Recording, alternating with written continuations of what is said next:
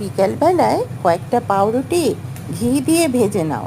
তারপরে প্যানে দুধ দিয়ে কিছুটা চিনি, পরিমাণ মতো চিনি এবং দুধ দিয়ে ভালো করে নাড়িয়ে নাড়িয়ে যতক্ষণ না ঘন হয় ততক্ষণ নাড়িয়ে যেতে হবে।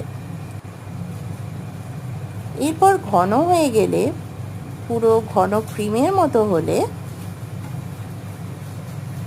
আস্তে আস্তে একটু ঠান্ডা হওয়ার পর পাউরুটির ওপর হালকা করে লাগিয়ে নিতে হবে।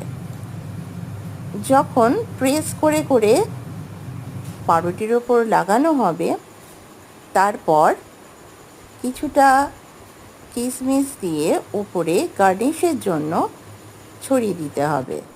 অসাধারণ লাগবে টেস্ট। ট্রাই করেই দেখো না।